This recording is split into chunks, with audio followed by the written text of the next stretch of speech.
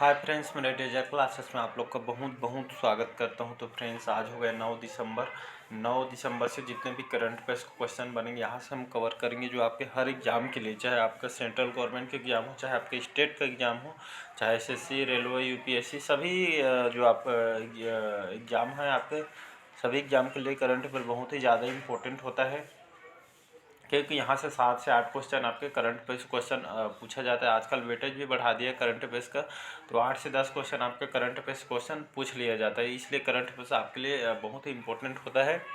तो आज यहाँ पे देखेंगे 9 दिसंबर से जितने भी करंट अफेयर्स क्वेश्चन बनेंगे इंपॉर्टेंट, यहाँ से हम कवर करेंगे। अगर आप चैनल में नए होंगे, चैनल को सब्सक्राइब करके रख लीजिएगा। मैं डेली बेस पे करंट अफेयर्स पढ़ाता हूँ। और यहाँ पे स्टार्ट करते हैं आज का सेशन।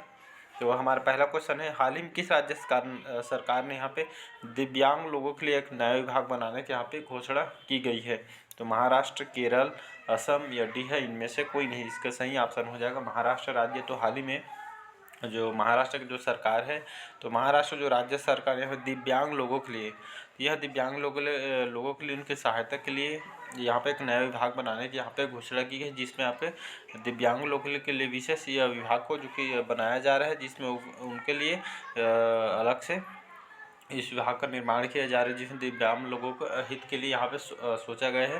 तो इसलिए इस उद्देश्य लोगों को जागरूक करने के लिए, उनके उद्देश्य के लिए दिव्यांग लोगों के लिए एक नया विभाग बनाने की यहाँ पे घोषणा की गई है महाराष्ट्र सरकार ने। यहाँ पे महाराष्ट्र की बात करें तो महाराष्ट्र की बात करें, यहाँ की राजधानी है मुंबई, और एकनाथ शिंदे यहाँ के मुख्यमंत्री है वर्तमान में। तो याद रखिएगा, जो उद्धव ठाकरे थे इसको चेंज हो गए हैं।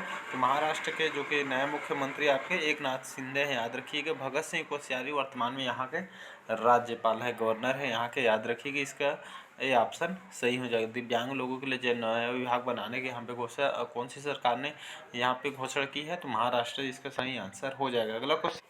अगला क्वेश्चन देखते हैं, हाल ही में आदित्य मित्तल स्पेन में चल रहे एक टूर्नामेंट के दौरान भारत के कौन से शतरंज ग्रैंड मास्टर बने हैं?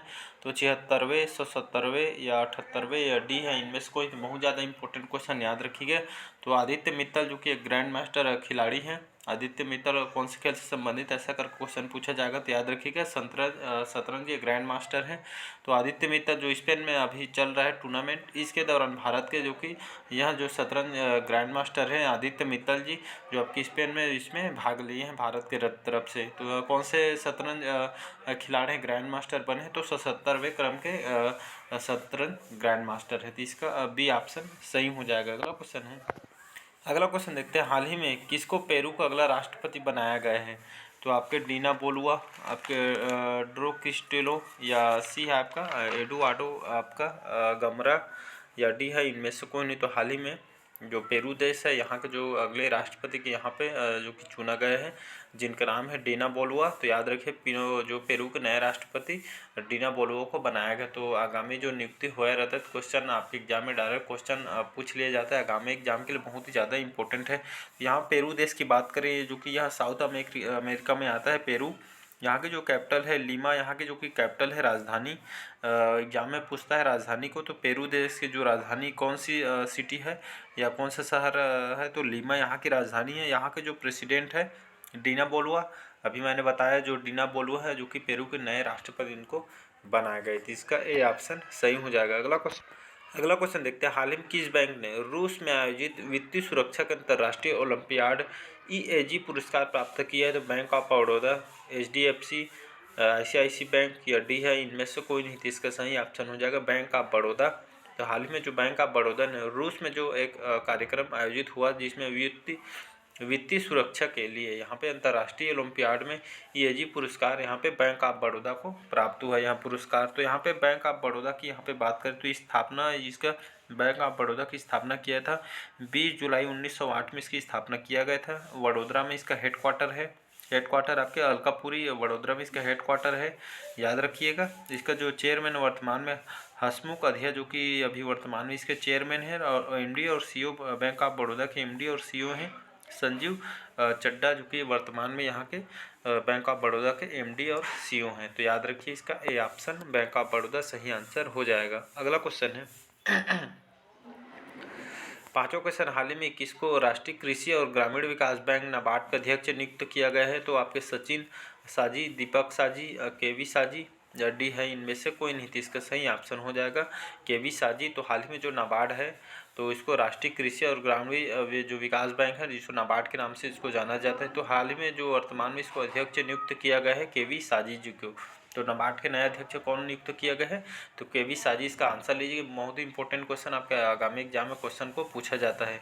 तो राष्ट्रीय कृषि और ग्रामीण जो विकास बैंक है नाबार्ड के अध्यक्ष इनको केवी साजी को बनाया गया। तो इसका सी ऑप्शन सही हो जाएगा। यहाँ पे बात करेंगे आपके नाबार्ड क्या होता है, इसका कार्य क्या है। तो नाबार्ड इसका फुल फॉर्म होता है नाबार्ड का national bank for agriculture and rural development, इसका फुल फॉर्म होता है। याद रखिए एग्जाम में डायरेक्ट क्वेश्चन पूछा जाए। एक बार फिर से मैं रिपीट कर रहा हूँ, नाबार्ड का full form national bank for agriculture and rural development, इसका फुल फॉर्म है। इसकी स्थापना 12 जुलाई 1982 में इसका स्थापना किया गया था। याद रखिए स्थापना को डायरेक्ट क्वेश्चन पूछता है। स्थापना 12 जुलाई 1982 में इसकी स्थापना किया गया है नाबार्ड की।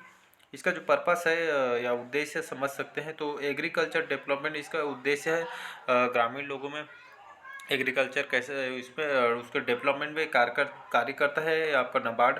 इसके जो अभी इसके जो वर्तमान में हेडक्वार्टर है इसका मुंबई महाराष्ट्र में इसका हेडक्वार्टर, वर्तमान में इसके चेयरमैन है नाबार्ड के श्री साजी केवी, जो इसके अभी वर्तमान में आपके चेयरमैन हैं, याद रखिएगा। तो नाबार्ड के चेयरमैन अभी श्री साजी केवी वर्तमान में यहाँ पे चेयरमैन हैं नाबार्ड के। इसका जो अध्यक्ष इनका बनाया गया है नाबार्ड के केवी साजी इसके अध्यक्ष नियुक्त किया गया है। तो इसका सी ऑप्शन सही हो जाएगा। इंपॉर्टेंट क्वेश्चन याद रखिए।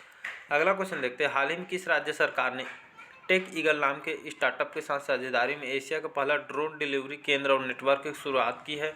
तो मेघालय, केरल, असम, डी है इनमें से कोई। तो हाल ही में जो मेघालय सरकार है हाल ही में यहाँ पे टेक ईगल नाम से एक स्टार्टअप यहाँ पे जारी किया गया है, जिसमें यहाँ के जो कि इस साझेदारी से माध्यम से यहाँ पे एशिया का जो कि पहला ड्रोन डिलीवरी केंद्र और नेटवर्क की यहाँ के शुरुआत की गए है मेघालय राज्य सरकार ने। तो यहाँ जो टेक ईगल नाम के स्टार्टअप को लाया गया है, इसके साझेदारी से एशिया का जो कि पहला ड्रोन डिलीवरी और इसमें जो पहला आपका ड्रोन डिलीवरी और केंद्र के जो नेटवर्क की यहाँ पे शुरुआत की है मेघालय सरकार ने। मेघालय की बात करें, यहाँ की राजधानी है शिलोंग। कनराड संगमा यहाँ के मुख्यमंत्री सत्यपाल मलिक जो हैं यहाँ के राज्यपाल हैं। तो इसका ए ऑप्शन सही हो जाएगा।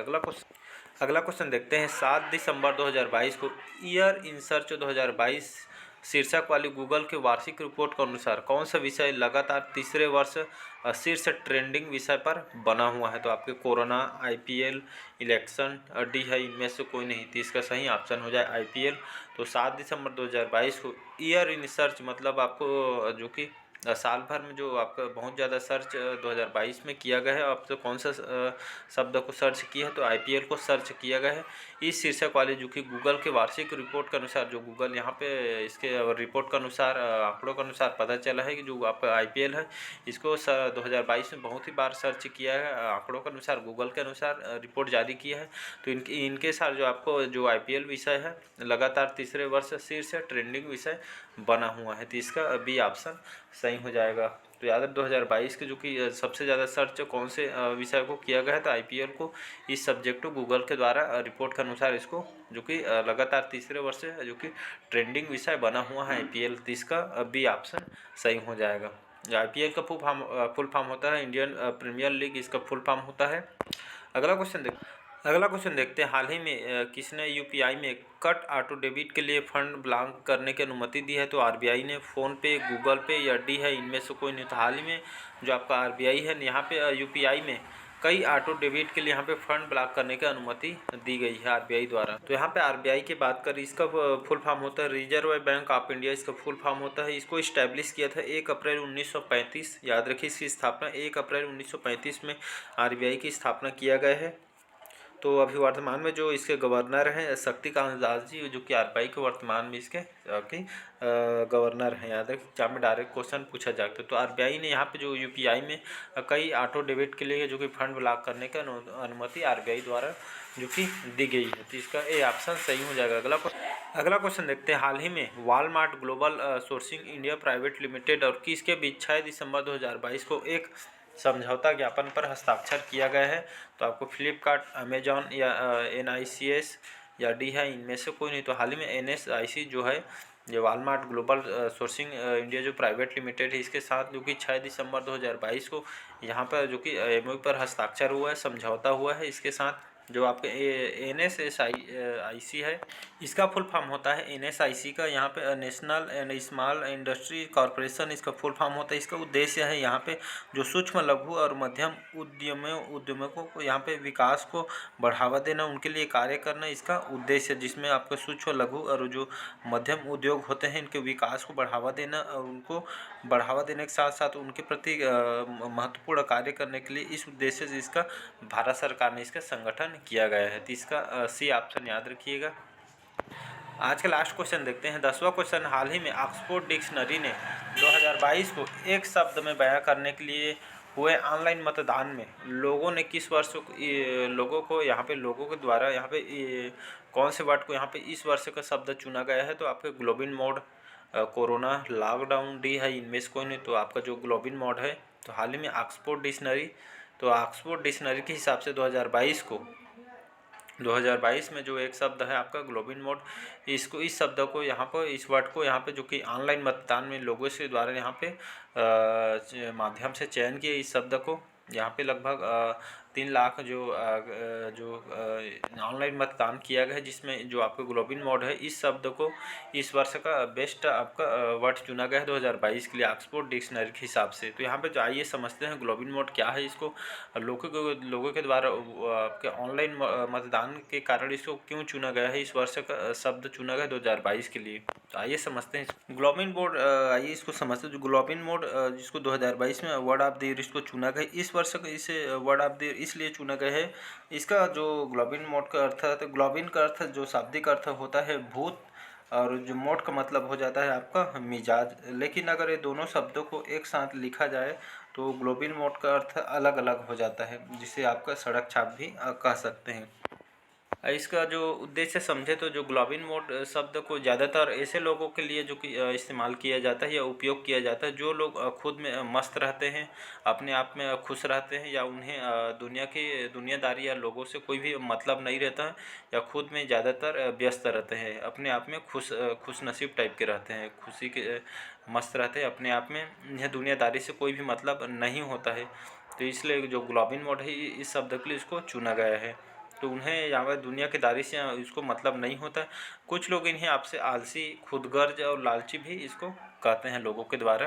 तो आपका जो ग्लोबिन मोड है इसको आपके जो लॉकडाउन समय इसको ट्रेंडिंग में आया था, इसके कारण आप लोगों से जो घर में लॉकडाउन से पड़े फिर लॉकडाउन हटा, इसके बाद घर से निकलना स्टार्ट हुआ, फिर फेसबुक, इंस्टाग्राम और पेपर वगैरह न्यूज़ वगैरह जो कि आना स्टार्ट हुआ, इसलिए ट्रेंडिंग हुआ था आपका ग्लोबिन मोड, जिसका अर्थ होता है आपके अपने आप में खुश रहना। और यहाँ ज़्यादातर ये ग्लोबिन मोड उसके लिए यह शब्द मुख्य रूप से चुना जाता है ऐसे लोग जो अपने आप में बहुत ही खुद में मस्त रहते हैं, खुद में बिजी रहते हैं, ऐसे टाइप के लिए इस वर्ड को चुना गया है। तो इसका ए ऑप्शन याद रखिएगा। तो हाल ही में जो ऑक्सफोर्ड डिक्शनरी ने 2022 में ग्लोबिन मोड को, इस शब्द को यहाँ पे ऑनलाइन मतदान में यहाँ पे लोगों ने इस वर्ष का बेस्ट वर्ड इसको चुना गया है। तो इसका ए ऑप्शन सही हो जाएगा। तो आज के करंट अफेयर्स कैसे लगा कमेंट करके ज़रूर बताइएगा, और आप नए होंगे चैनल को सब्सक्राइब करके रख लीजिएगा। तो इसी तरह चलिए नेक्स्ट डे मिलते हैं। बस आज के लिए इतना ही। Thank you.